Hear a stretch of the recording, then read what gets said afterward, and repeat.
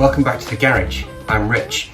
So today's job, we are going to be reassembling the XJ900 carbs that we took apart last time. So I've been waiting for parts to arrive. I've been trying to fix, if you remember, the broken post and the over tightened air mixture screws. So all that's sorted. Today's job is just to put things back together again. So let's get cracking. Okay, so this is what I have got at the moment. So each of the carburetor bodies has gone through ultrasonic cleaner, scrubbed. I've coated it in WD-40 just to stop it furring up a little bit. We've got new gaskets. With these new gasket kits, we've got the float, needle and seat, and some O-rings with those. The rest of the brass parts, when I ran them through the ultrasonic cleaner, all came out fine. All the holes in the emulsion tube are clear. All the holes in the jets, etc. are clear. So for the time being, I'm just going to put those back together. And if we have a problem later on down the road when we fire it up, I can change those parts out at a later date. So I'll take you through step by step with carb number one, and we'll see how we go.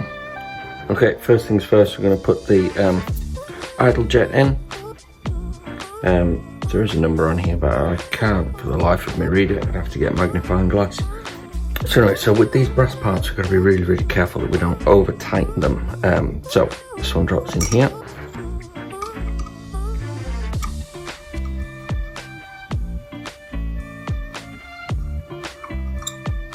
So we just want to snug it down, not over tighten. So the next job is the main jet.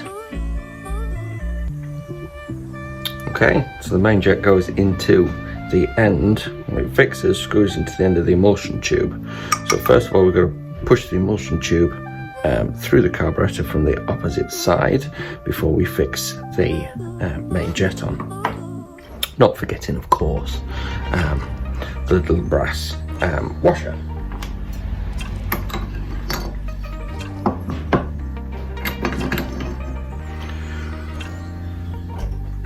So the emulsion tube goes into the hole down here in the car body, and then we have to get the orientation right. There's a tang on the underside.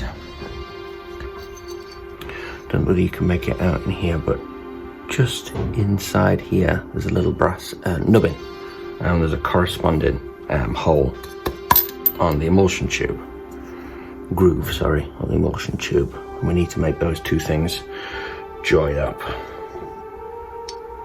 Again, this can be a little fiddly, so bear with me.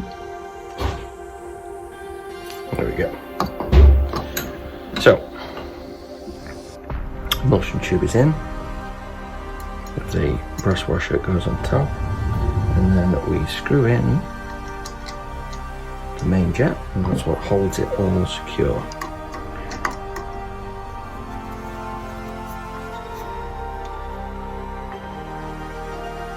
And just snug. Okay, so the last job on this side is to put the float seat in and the float. So this is a new one. The old ones weren't too bad, but as we've got new ones, we might as well pop those in. So, a little rubber ring on the outside of that, we just force it down.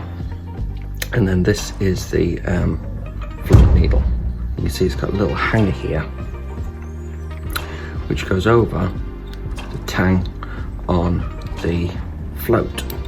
So, we have the retaining clip, pops in there, little screw that holds it tight. Okay, now make sure, see the little dot on the screw, means it's JIS. Make sure you use a JIS screwdriver, not Phillips, and you'll shred it. Okay, so he's in.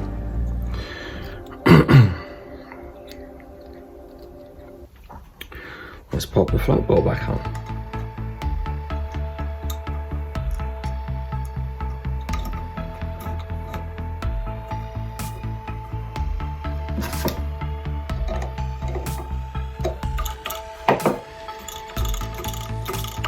there we go. So that's that end done. The last two bits we need on here, of course, is the gasket and the float bowl.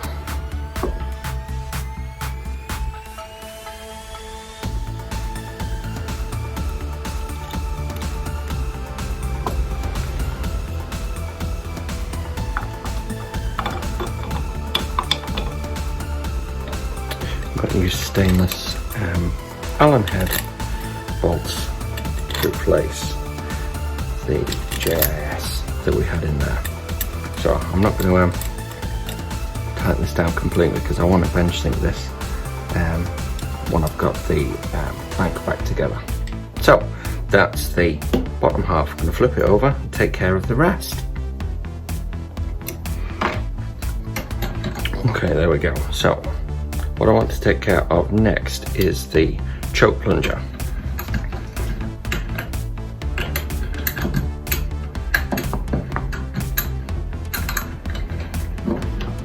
Okay, so choke plunger lives in here.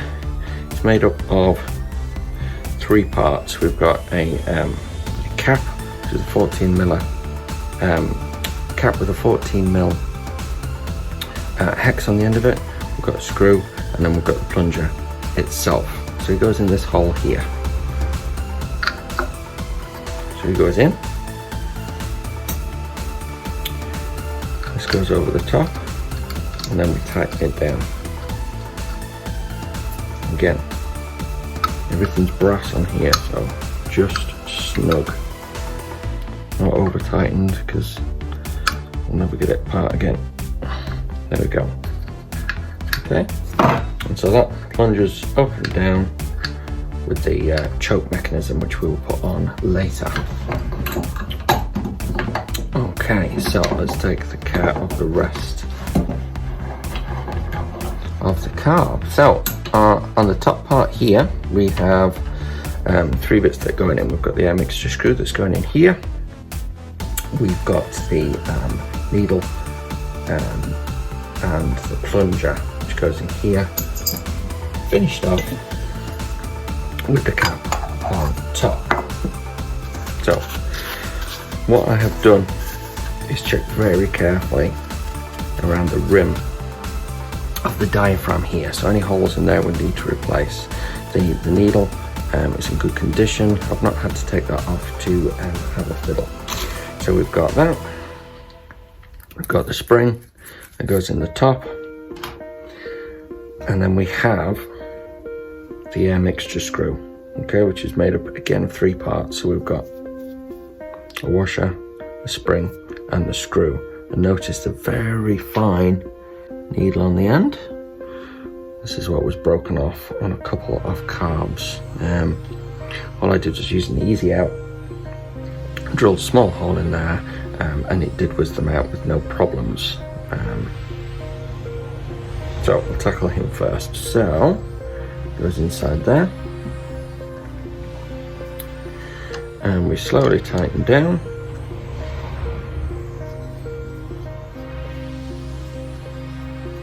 Very gently, and we can feel it seat.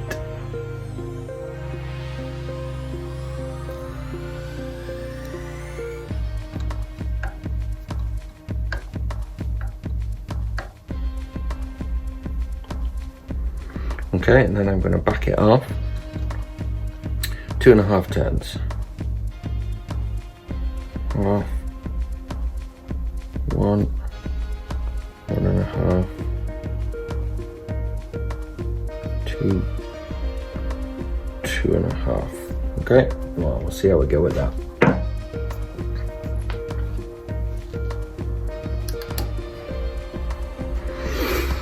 Okay. So then the diaphragm. Now notice the little tang on the end of here. There's a corresponding groove cut into the top of the carburetor body here. So we need to get that aligned with there.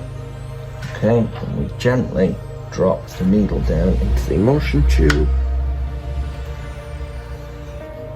Carefully place him in.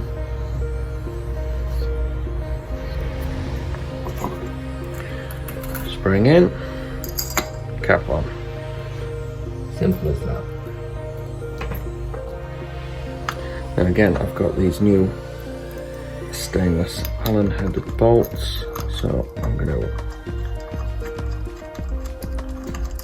fix it down with that.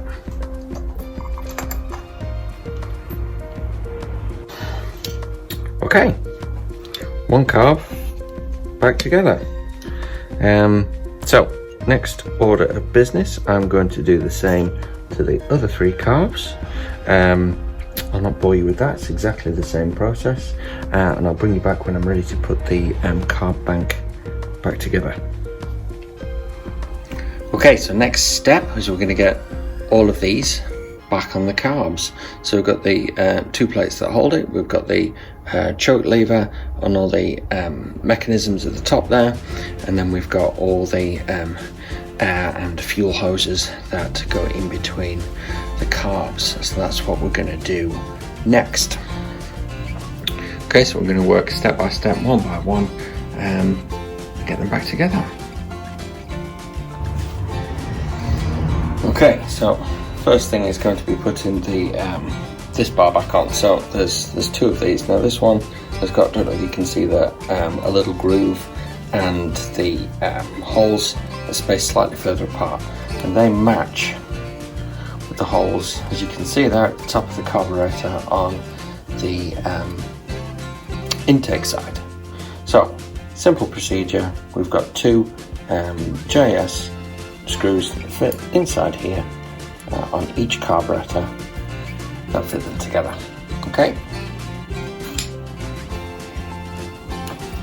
so this is carburetor number 1. So I'm not going to tighten them, over tighten them. Now the manual calls for some Loctite on these so that they don't move. When I do the final fix later on, I shall do that then. Okay, so we've got the black T-piece, so that's the fuel that's going to go in there, and then we've got this creamy coloured white T-piece that is air vacuum that goes in there. Okay, and then we take carburetor number 2 and pop it inside corresponding holes. Can you see that? This one is fuel, this one is air. T-piece will slot into there, like so. Okay, 2 more screws, and here and here. That fixes carburetor 2 to the bank. Okay, and then to get carburetor 3 in, we have this. So it's not a T-piece, it's just a joint piece, but again this goes in the fuel here. Carburetor 3 is unique in that this is the one that controls the throttle, so this is where the throttle cable goes. So it goes in that. No, there's a blank here, so there's no air goes into this one. So connector in, slots into corresponding hole on carburetor 3, like so. Now we need 2 more screws to hold carb number 3 onto the bank.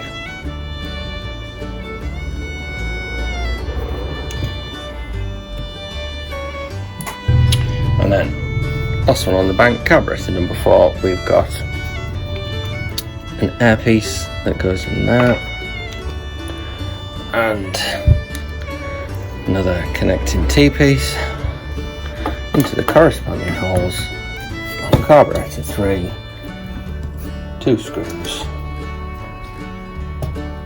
and the bank is back together.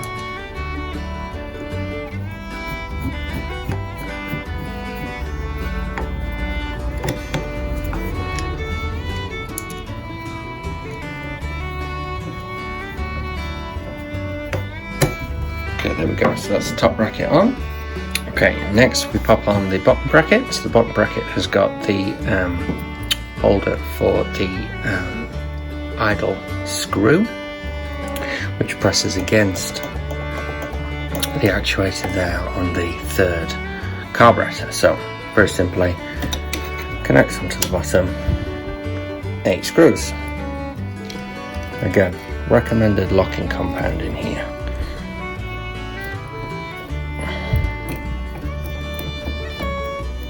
Okay, just like so.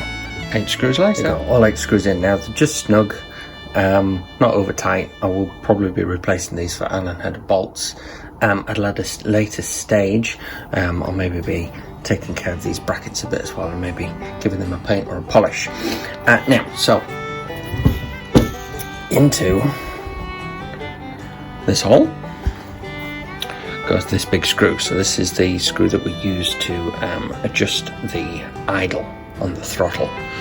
Okay, and so we poke that down. Once it's through, the screw goes over the end there. A bit fiddly.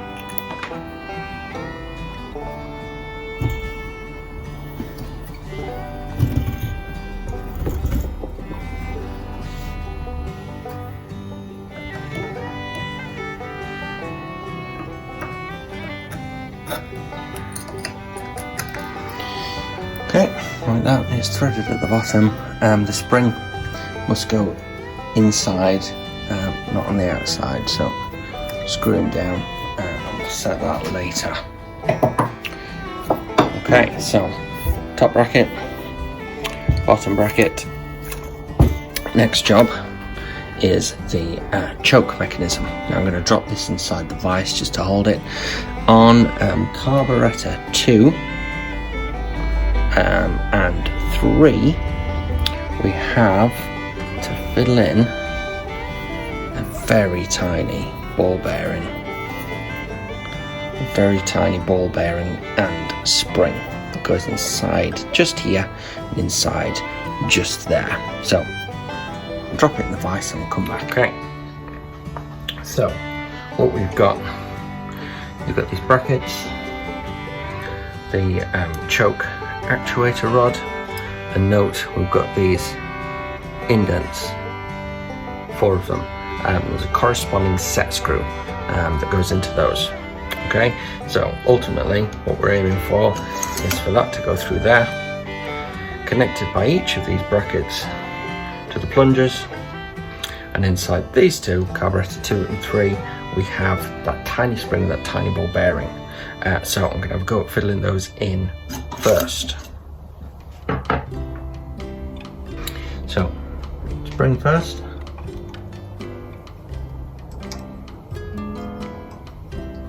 Followed by ball bearing. Don't drop it.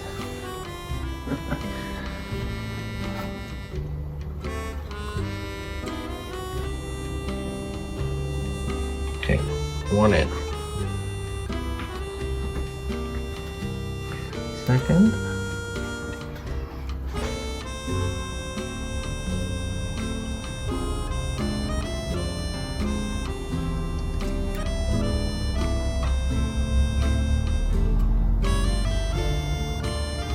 To it. Right. Now for the little brackets. So you can see there we've got these little hook.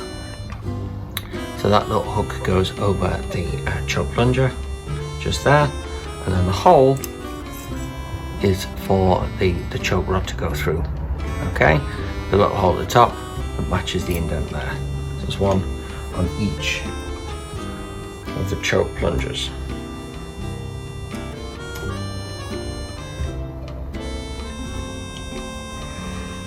Okay, basically we wiggle this through.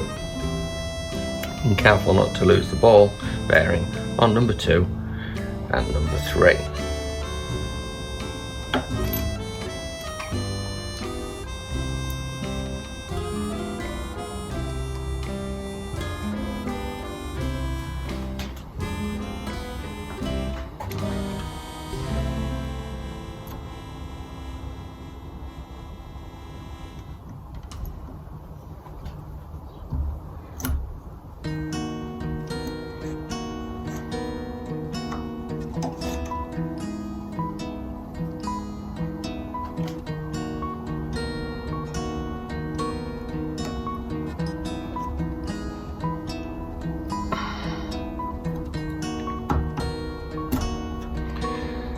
best way that I've found is to press the ball bearing into the spring from the top, little finger over the hole at the other side to stop it flying out, and push the choke plunger in.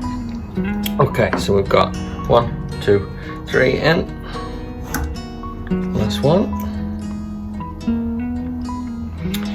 Okay, last job is to match up little indents, fill its head, and screw in the set screws.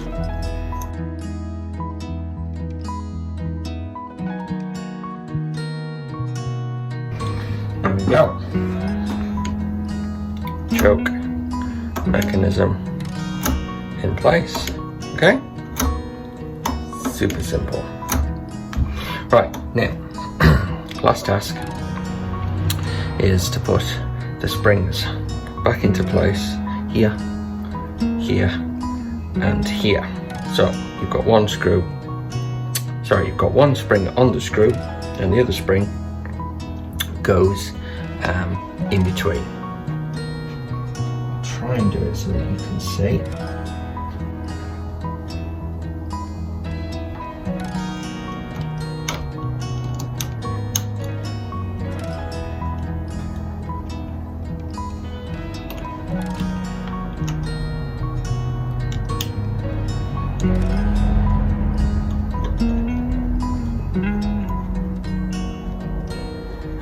So there's one, and these are obviously the screws which set the throttle butterflies, how open they are or not they are. So you've got one in between these two carbs, one in between these two, and one in between these two. Now on the body there's a little indent which sits around the bottom of the inner spring, and obviously the screw then screws down. I'll be taking it through a bench sync in another video so you can see how we set the idle. So spring in, screw down. Okay, so really hope you might find that useful. So there we go, carbs fully back together. Next task is to bench sync. So I'm going to set the float heights.